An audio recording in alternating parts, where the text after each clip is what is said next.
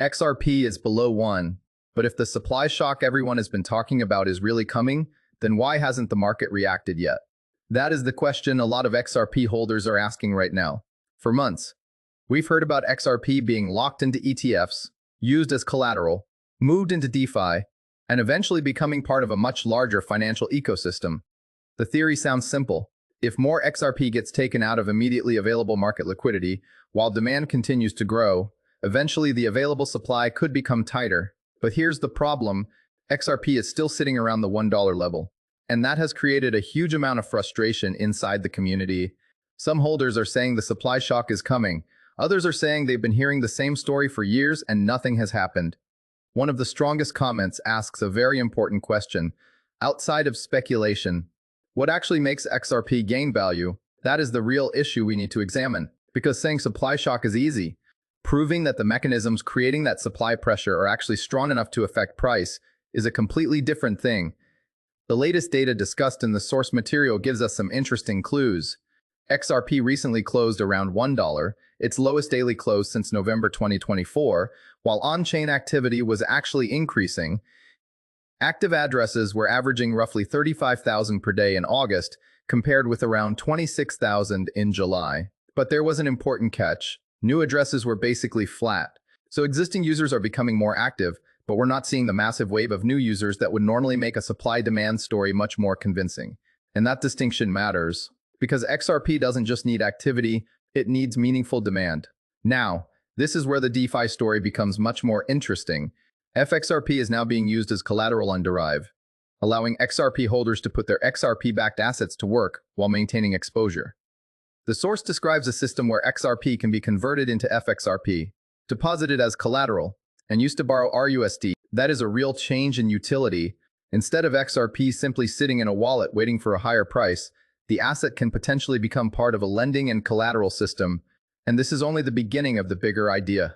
The source also points toward XRP ledger lending through XLS66, where the longer-term vision is being able to use XRP as collateral, borrow dollar-denominated liquidity, and potentially use that liquidity outside the crypto ecosystem for things, such as businesses or real estate.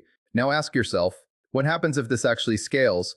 What happens if ETFs continue accumulating XRP? What happens if institutions like Evernorth begin putting large XRP positions to work?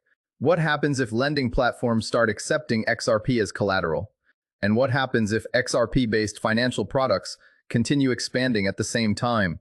The source says XRP held behind ETFs was already approaching 1 billion tokens, representing close to 1% of total supply, while additional lending and DeFi products could potentially lock up much more over time.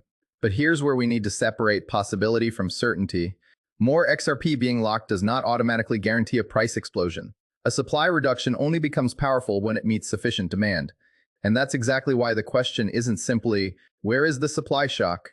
The better question is, are the foundations for a supply shock actually being built right now? Because if they are, the market may be looking at the wrong thing. It may be focusing on today's price, while the infrastructure underneath XRP is quietly changing. And now we're going to look at the numbers behind the collateral flywheel, the XRP being locked into ETFs, and the biggest question of all, could billions of XRP eventually become tied up in financial products? And would that finally make the supply shock argument impossible to ignore? Now let's look at the part that could make the supply shock argument much more interesting.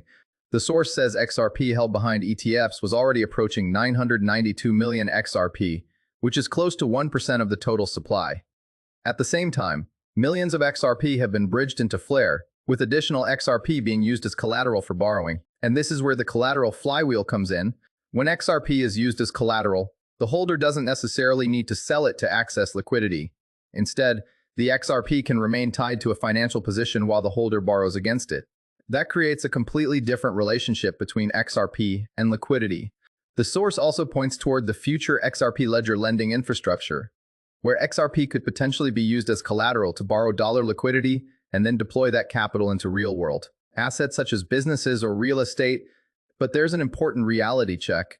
The source suggests that 10 billion or more XRP could eventually become tied to ETFs, hedge funds, yield strategies, lending, and liquidity pools. That's a huge number, but it's a projection, not something that has already happened. And even if billions of XRP become locked, That alone doesn't guarantee XRP reaches $5, $10, or any other specific price. The missing ingredient is still demand. If demand grows while available liquidity becomes tighter, that's when the supply argument becomes much more powerful. So maybe the real story isn't that the supply shock has already arrived. Maybe the story is that the infrastructure required for one is gradually being built.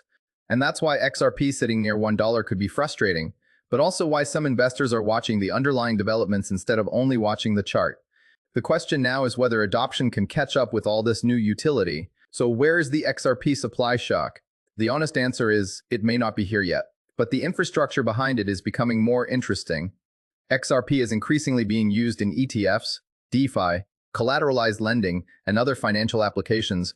The source material suggests that if these systems continue expanding, billions of XRP could eventually become tied up in financial products rather than being immediately available for trading. But we shouldn't confuse a potential future supply shock with a guaranteed price explosion. The market still needs real demand. That's why the most important thing to watch isn't simply whether XRP stays below or above $1. Watch adoption, liquidity, institutional participation, and actual XRP usage. If those continue growing while available liquidity becomes tighter, the supply-demand equation could eventually become much more interesting. And that brings us back to the question we started with. XRP is below 1, so where's the supply shock? Maybe the answer isn't that it's missing. Maybe we're watching the early stages of something that hasn't fully developed yet. But what do you think? Is the XRP supply shock actually being built right now, or is this narrative just more hype? Let me know in the comments. And subscribe to OG John XRP Insights for the next XRP update.